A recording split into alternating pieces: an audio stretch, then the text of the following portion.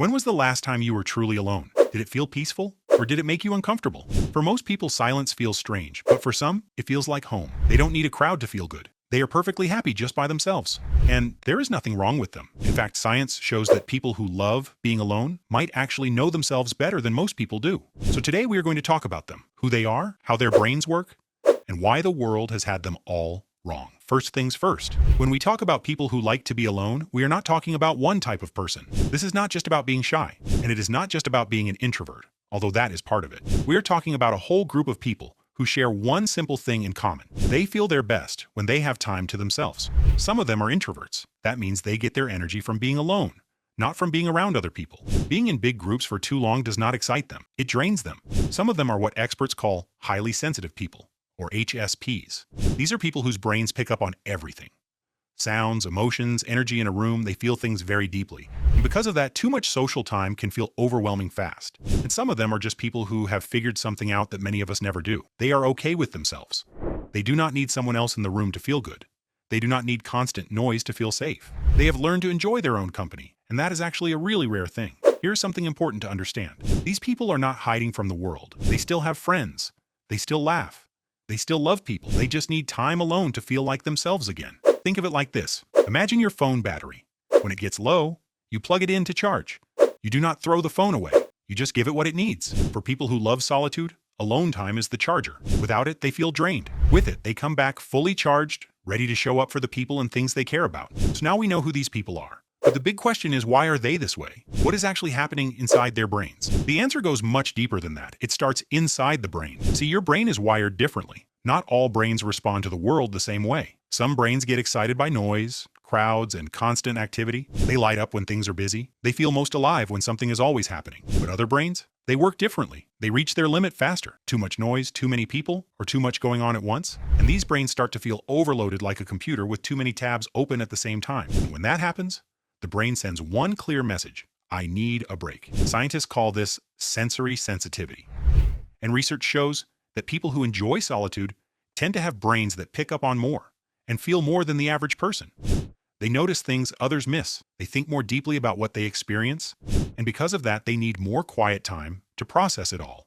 The second reason is the arousal theory. Back in the 1960s, a scientist named Hans Eysenck came up with a fascinating idea. He said that introverts and extroverts are not just different in personality. They are different in how much stimulation their brains need to feel comfortable. Here is a simple way to think about it. Imagine a volume dial. Extroverts have a dial that starts low, so they need to turn it up: more people, more noise, more excitement, just to feel good. But introverts and solitude lovers, their dial already starts higher. The world feels louder to them naturally, so instead of turning it up, they need to turn it down to feel their best. That is why a quiet evening at home is not boring to them. It is relief, it is balance, it is their brain finally getting what it needs. The third reason lies in default mode network. When you go quiet, like when you stop scrolling, stop talking, stop taking in information from outside, your brain does not shut off. It actually switches into a different mode. Scientists refer to this as the default mode network, or the DMN. Think of it as your brain's backstage, the place where the real work happens when no one is watching. When the DMN is active, your brain is doing some of its most powerful work. It is making sense of your emotions. It is solving problems you didn't even know you were working on. It is connecting ideas in creative new ways. The default mode network only fully switches on when you are alone and quiet. Noise shuts it down. Constant social activity keeps it from doing its job. That is why so many solitude lovers are deep thinkers, creative problem solvers, people with a strong sense of who they are. Now, there is one more piece of the science puzzle worth knowing about, and it comes down to two chemicals in the brain. The first one is dopamine. You have probably heard of it. It is the chemical that gives you a rush of good feeling. It gets released when something exciting happens.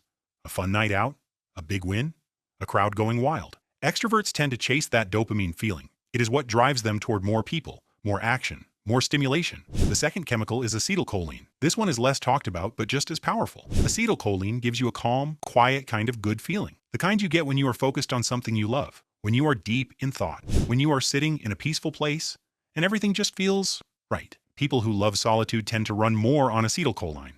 They are not chasing the rush. They are chasing the calm, and they find it, but in the quiet moments most people try to avoid. People who enjoy being alone are not broken. They are not antisocial. They are not missing something. Their brains are simply wired to find comfort energy, and joy in a different place than most people do. So we know how their brains work. But what does it actually look like in everyday life? How can you spot a person who loves solitude not by what they avoid, but by who they actually are? Here are the most common traits. You might recognize some of these in yourself. Number 1, they know themselves very well. This is probably the biggest one. People who spend a lot of time alone get to know themselves in a way that most people never do. Think about it. When you are always around other people, you are always reacting, responding, adjusting. You are thinking about what others need, what they think, how you look to them. But when you are alone, all of that falls away. Number 2, they have a rich inner world. Have you ever sat next to someone who was completely quiet, but you could somehow tell that a lot was going on inside their head? That is a solitude lover. Their inner world is busy. They think deeply about things. They come up with creative ideas in the shower, on a walk, or while staring out a window. To someone on the outside, they might look like they're doing nothing. But on the inside, they are everywhere. This rich inner world is one of the reasons solitude feels so good to them. There is always something interesting happening in their own mind. They are never truly bored because their thoughts keep them company. Number 3, they do not need others to feel good about themselves. People who love being alone do not need constant praise. They do not need someone to tell them they did a good job to believe that they did. They do not need to post every moment of their life online to feel like it mattered. Their sense of worth comes from the inside.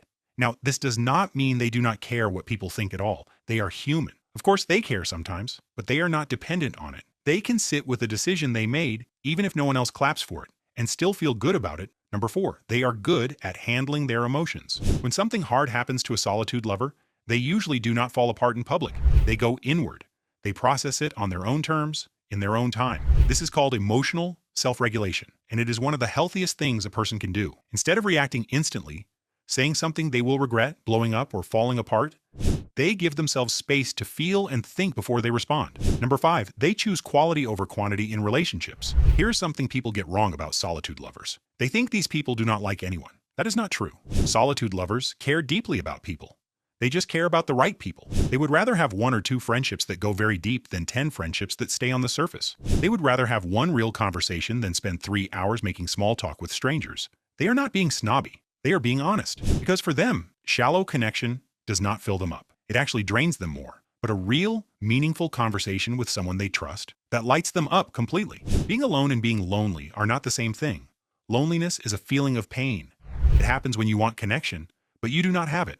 When you reach out and no one reaches back, when you are in a room full of people and still feel completely invisible, loneliness hurts. It is one of the most painful human experiences there is. Loneliness is not a choice. It is something that happens to you. Solitude is something completely different. It is the feeling of being alone and being completely okay with it. Psychologist Esther Buchholz spent years studying solitude. She found that humans do not just need connection to thrive. They also need alone time, real, genuine, quiet time to themselves. Here's an easy way to think about the difference. Imagine 2 people sitting alone in a quiet room on a Sunday afternoon. Person A is alone because they have no one to call. They want company, but no one is available. The silence feels heavy. It feels like proof that no one cares. They feel empty and sad. That is loneliness. Person B chose to stay home today. They had options. A friend invited them out. There was a party down the street, but they said no because they wanted this. The quiet feels like a gift. They are reading, thinking, or just existing, and they feel completely at peace. Maybe you're watching this and wondering, wait, am I a solitude lover? Or am I just lonely and telling myself I am fine? That is a fair question. Here are 2 simple questions to ask yourself. 1, when you are alone, do you feel peaceful? Or do you feel a quiet ache for something more? 2, did you choose this alone time? Or did it happen because connection felt too scary, too hard, or too far away? Both are valid human experiences, but they need very different things. Solitude needs to be respected and protected. Loneliness needs to be gently, kindly addressed. For a long time, our world decided that the loudest people were the strongest people, that the most social person in the room was the most successful, and everyone who did not fit that mold was made to feel like they were falling short, like they needed to be fixed. But what if the world had it backwards? What if the person sitting quietly in the corner, the one everyone assumed was sad or strange, was actually the most grounded person in the room? What if their silence was not sadness but strength? Before you go, I want to leave you with something to think about. How is your relationship with solitude? Can you sit in a quiet room and feel okay? Can you spend a day by yourself and call it a good day? Or does silence make you uncomfortable? Does being alone make you feel like something is missing? There is no wrong answer here, because the better your relationship with solitude, the better your relationship with everything else. If this video spoke to you, share it with someone who needs to hear it. And if you want to go deeper into the psychology of human behavior, subscribe. See you in the next one.